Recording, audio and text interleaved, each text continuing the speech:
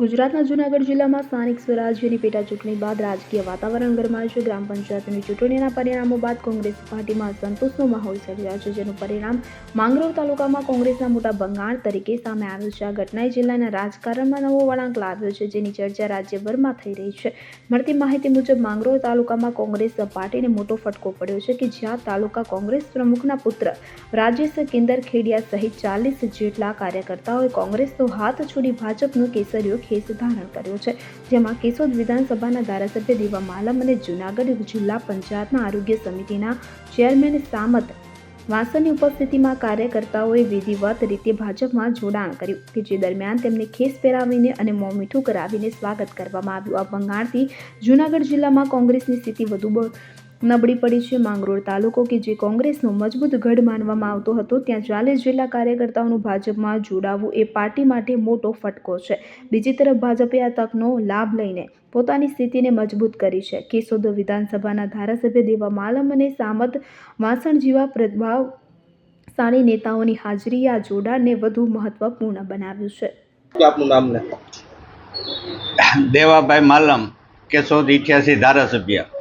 મારા વિસ્તારના ઓહાના આખી પેન્ડલ આજે ભાજપમાં ભળી છે.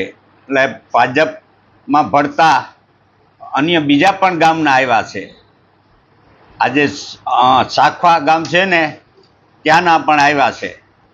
એટલે આ ભાજપમાં ભળવાથી ભાજપ માટે બહુ સારું પરિણામ આવશે. અને હજી અમારા વિસ્તારના ભાજપમાં લોકો ભળે એમ છે કે અત્યારેની તૈયારી છે કે તમે જ્યારે કહો ત્યારે અમારે ભાજપમાં ભળવાનું છે. નાંદરખી ગામ છે ને, ત્યાં પહેલાં માજી સરપંચ હતો, એ અત્યારે ચાલુ સરપંચ છે. એ મારી પાસે આવ્યા અને કે તમે મિટિંગ રાખો. અમારે આખા સભ્યો, આ કોહાના આખા સભ્યો પંચાયતના ભળ્યા. એમાં નાંદરખીના પણ આખી પેનલ આવી પંચાયતની, અને આપણે એનું બધાનું આજ કેમ મીઠું મોઢું કરાવી, ખે પહેરાવી, અને એને આપણે કાંઈ પણ અમારા જેવું કામકાજ હોય તો એને આપણે પ્રોત્સાહિત કર્યા. અને એના માટે પણ અમે તત્પર છે. કામ એને જે જરૂર હોય એ જેટલા ભાજપમાં ભળ્યા હોય એને કહેવાનો અમારી પાસે હક છે, અને અમે એના માટે કાયમી કામ કરશું. એને અપેક્ષા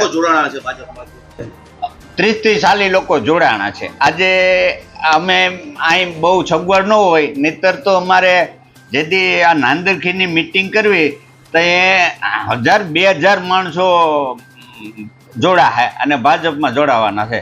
મિટિંગ રાખવાની છે ફાઇનલ.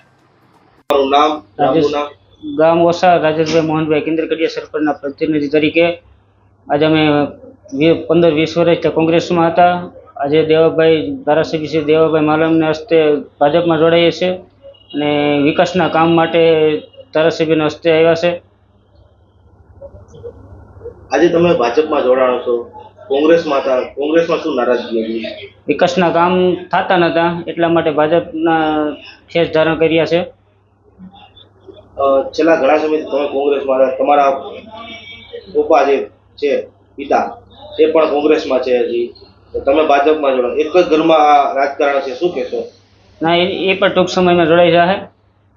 રાજીનામું દઈને એ ટૂંક સમયમાં જોડાઈ જશે. Bureau report CN24 news. હવે જુઓ દેશ દુનિયાની તમામ ખબરો તમારી આંગળીના ટેરવે. ઉઠાવો મોબાઈલ અને Google Play Store પરથી ડાઉનલોડ કરો અમારી CN24 ન્યૂઝ મોબાઈલ એપ.